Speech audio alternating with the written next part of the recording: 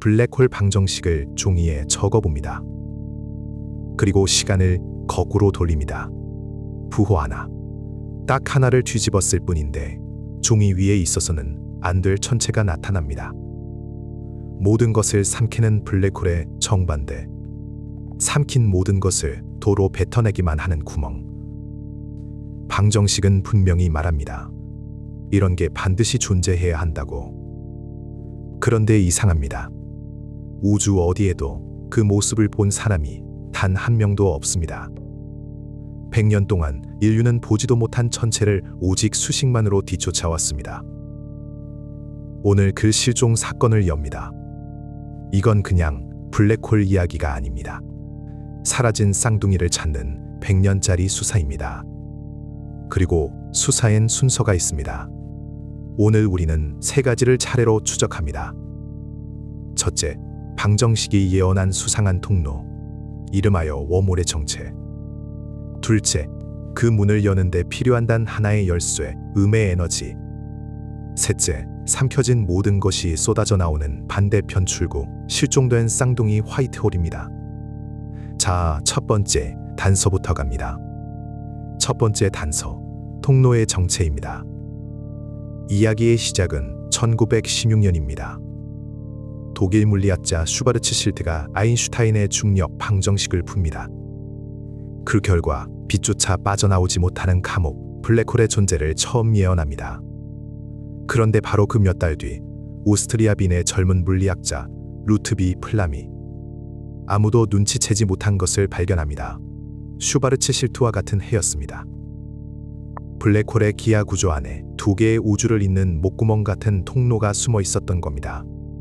인류가 웜홀을 처음 본 순간이 바로 여기 1916년입니다. 그런데 여기서 진짜 반전이 있습니다. 우리가 아는 그 유명한 이름 아인슈타인은 같은 통로를 무려 19년이나 뒤에 발견합니다. 1935년 아인슈타인은 동료 네이선 로젠과 함께 논문 한 편을 냅니다. 피지컬 리뷰 48권에 실린 제목은 일반 상대성 이론에서의 입자 문제였습니다. 두 사람이 찾은 이 통로가 바로 아인슈타인 로젠 다리입니다. 흥미로운 건 목적입니다. 두 사람은 우주여행을 하려던 게 전혀 아니었습니다. 블랙홀 중심의 골칫거리, 밀도가 무한대로 치솟는 특이점을 수학에서 지워버리려 했을 뿐입니다. 통로는 계산의 부산물이었던 거죠. 이 다리는 먼 훗날 얽힌 두 입자가 곧 웜홀로 이어져 있을지 모른다는 가설로 되살아납니다. 몇 해 전에는 양자 컴퓨터가 그 원리를 흉내내기도 했죠. 다만 그건 실제 시공간의 웜홀이 아니라 그 물리를 닮은 홀로그램이었을 뿐입니다. 그리고 22년이 더 지난 1957년 미국 물리학자 존 휠러가 이 통로에 지금의 이름을 붙입니다. 웜홀, 벌레 구멍입니다. 사과 표면의 두 점을 떠올려 봅시다. 겉을 따라 돌아가면 멀지만 벌레가 사과 속을 파고들면 지름길이 생깁니다. 휠러는 시공간에도 그런 지름길이 있을 수 있다고 봤습니다. 우리가 웜홀을 설명할 때 쓰는 사과벌레 비유는 사실 이 이름의 어원 그 자체입니다. 여기까지 들으면 당장 우주여행이 가능할 것만 같습니다. 하지만 이 첫 번째 단서에는 치명적인 함정이 있었습니다. 계산해보니 슈바르츠 실트의 웜홀은 목구멍이 열리자마자 무너집니다. 그 닫히는 속도가 얼마나 빠르냐면 빛조차 반대편에 도달하기 전에 목이 막혀버릴 정도입니다. 방정식이 그린 이 최초의 통로는 그 무엇도 통과할 수 없는 죽은 문이었습니다. 두 번째 단서, 죽은 문을 여는 열쇠입니다. 1988년 미국 물리학자 깁손이 그의 제자 마이클 모리스와 함께 논문 한 편을 씁니다. 미국 물리학 저널 56권에 실린 이 논문의 제목은 시공간의 웜홀과 성간 여행에서의 활용입니다. 오늘날 통과 가능한 웜홀 연구의 출발점이 된 논문입니다. 재밌는 사연이 있습니다. 이 연구는 천문학자 칼 세이건이 소설을 쓰다 시작됐습니다. 세이건은 주인공을 순식간에 먼 별로 보내고 싶었는데 물리적으로 말이 되는 방법이 필요했죠. 그는 오랜 친구인 손에게 원고를 보내 물었습니다. 정말 이게 가능하냐고. 그 한 통의 질문에 답하려고 손이 계산을 시작한 겁니다. 손과 모리스의 답은 이랬습니다. 워몰이 무너지지 않게 목구멍을 계속 벌려두려면 안을 채울 아주 특별한 재료가 필요합니다. 보통의 물질은 중력으로 서로 끌어당겨 통로를 무너뜨립니다. 필요한 건 그 반대, 밀어내는 성질을 가진 재료입니다. 물리학은 이것을 음의 에너지 밀도라고 부릅니다. 여기서 흔한 오해 하나를 짚고 갑니다. 이건 음의 질량이 아닙니다. 정확히는 에너지 밀도가 음수인 상태, 음의 질량과는 전혀 다른 개념입니다. 텅 빈 공간보다 오히려 에너지가 더 적은 그런 기이한 상태 말이죠. 공상 같습니까?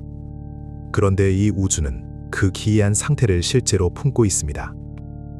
금속판 2장을 아주 가까이 머리카락 굵기의 수천 분의 1까지 붙여봅니다. 그러면 그 좁은 틈 사이의 진공이 바깥의 진공보다 에너지가 낮아집니다. 아무것도 없는 공간보다 에너지가 더 낮은 상태, 이것이 바로 음의 에너지 밀도입니다. 1948년 네덜란드 물리학자 핸드릭 카시미르가 예측하고 이후 실험으로 확인된 이 현상을 카시미르 효과라고 부릅니다. 자연에서 음의 에너지를 확인한 지금까지 유일한 사례입니다. 방정식이 요구한 그 이상한 재료가 정말로 이 세상에 존재했던 겁니다. 하지만 우주는 호락호락하지 않습니다. 1995년 물리학자 로런스 포드와 토머스 로만이 양자 부등식이라는 한계를 증명합니다. 음의 에너지는 만들 수 있지만 그 양이 클수록 유지되는 시간이 짧아진다는 법칙입니다. 이 한계를 사람이 지나갈 웜홀에 적용하면 필요한 음의 에너지가 터무니없이 부족합니다.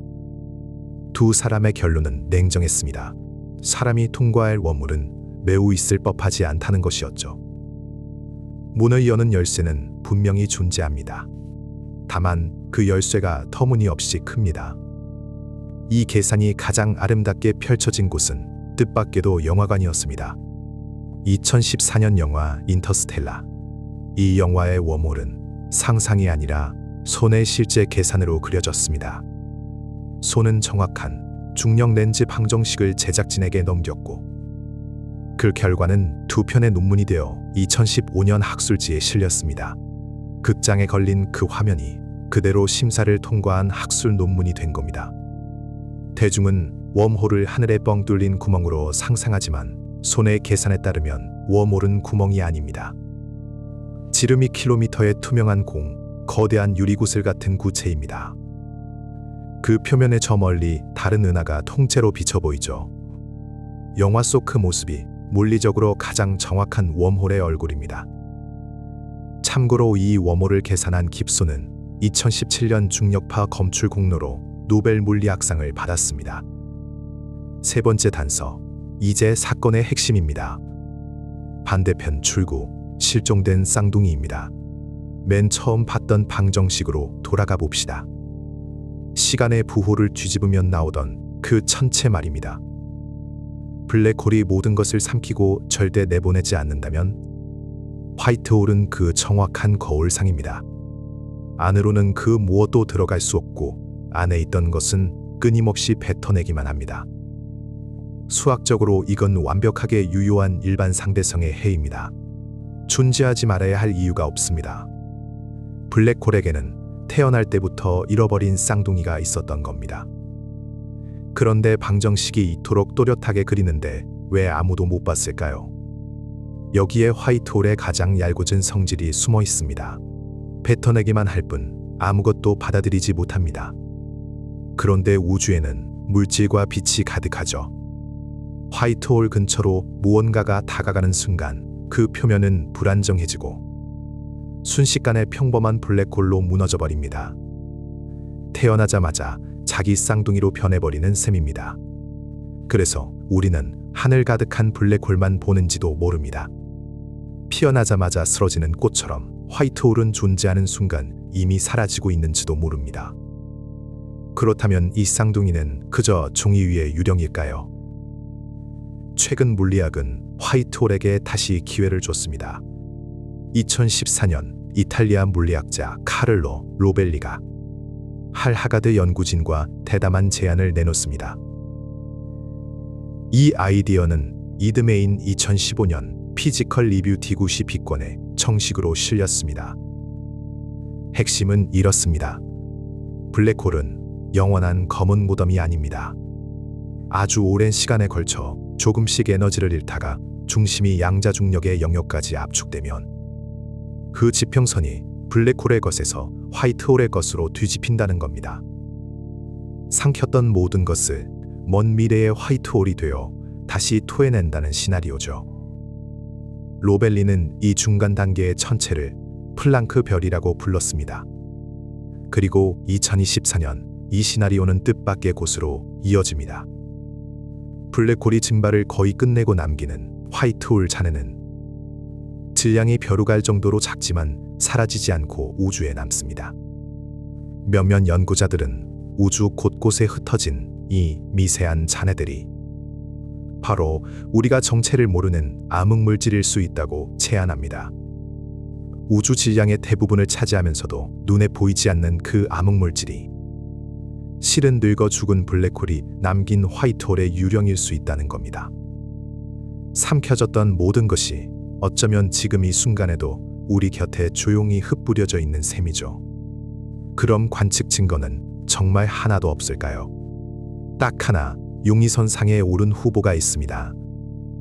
2006년 6월 14일 스위프트 위성이 정체불명의 감마선 폭발 하나를 포착합니다. 이건 이상했습니다. 보통 이런 긴 폭발 뒤에는 초신성의 흔적이 남는데 이 폭발에는 그게 없었습니다. 별이 죽은 흔적도 새로 태어나는 지역도 아니었습니다. 2012년 두 천문학자가 이 정체불명의 폭발을 작은 빅뱅, 즉 화이트홀이 터진 순간일 수 있다고 제안했습니다. 분명히 말씀드립니다. 이건 정설이 전혀 아니라 지극히 사변적인 가설일 뿐입니다. 하지만 100년 만에 처음으로 방정식 밖에서 손을 든 단 하나의 용의자였습니다. 여기서 한 걸음 물러나 이 사건 전체를 다시 바라봅니다. 플람도 아인슈타인도 로벨리도 이들 중 누구도 화이트홀을 단 한 번도 본 적이 없습니다. 망원경으로도 사진으로도 그 무엇으로도 정말로 사진 한 장이 없습니다. 그런데도 우리는 그것의 생김새를 압니다. 빛만 뱉어낸다는 것도 다가가는 순간 무너진다는 것도 그 잔해가 벼룩알 만큼 가벼울지 모른다는 것까지 어떻게 알았을까요? 눈이 아니라 수식으로 오직 방정식 하나를 거꾸로 돌렸을 뿐입니다.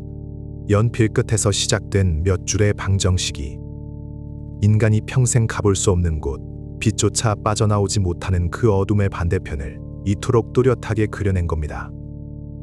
인류는 보이지 않는 것을 그저 상상한 게 아닙니다. 보이지 않는 것을 계산해낸 겁니다. 이것이 어쩌면 인간이 이 광막한 우주에게 건넬 수 있는 가장 겸손하면서도 가장 대담한 인사일지도 모릅니다. 그렇다면 이 100년의 실종 사건, 우리는 영영 밝혀낼 수 없는 걸까요? 꼭 그렇지만은 않습니다. 결정적 단서가 하나 있습니다. 바로 그림자입니다. 블랙홀의 그림자는 완전한 검정입니다. 어떤 빛도 그 안에서 나오지 못하니까요.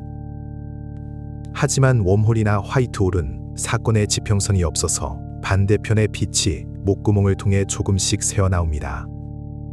그래서 그림자가 완전히 검지 않고 안쪽이 살짝 채워져 보입니다. 2019년 인류는 처음으로 블랙홀의 그림자를 사진에 담았습니다. 지구 곳곳의 전파 망원경을 하나로 묶은 사건의 지평선 망원경이 2017년 데이터로 완성한 작품이었습니다. 태양의 65억 배 질량을 가진 거대 은하 중심의 블랙홀이었죠. 언젠가 그 카메라가 완전히 검지 않은 그림자 하나를 잡아내는 날, 우리는 100년 동안 숨어있던 쌍둥이의 얼굴을 드디어 마주하게 될지도 모릅니다. 100년 전 종이 위에 나타났던 통로, 아직 아무도 그 반대편을 보지 못했습니다. 방청식이 100년 전에 남긴 편지를 우리는 아직도 한 줄씩 읽어가는 중입니다. 오늘의 사건 파일은 여기서 잠시 미결로 봉인합니다. 그리고 다음 단서. 이번엔 정반대의 이야기를 꺼냅니다. 빨아들이는 어둠이 아니라 우주에서 가장 밝게 타오르는 것. 은하 하나를 통째로 삼키고도 수천억 개의 별보다 눈부시게 빛나는 괴물이 있습니다. 너무 멀어서 우리가 지금 보는 그 빛은 우주가 갓 태어났을 무렵 출발한 빛이죠. 다음 시간엔 우주의 끝에서 타오르는 그 등대 K사를 추적합니다. 방정식이 예언했지만 아직 아무도 보지 못한 천체들. 이 여정이 조금이라도 흥미로우셨다면 구독과 좋아요로 다음 단서의 문을 함께 열어주세요. 지금까지 우주의 단서였습니다.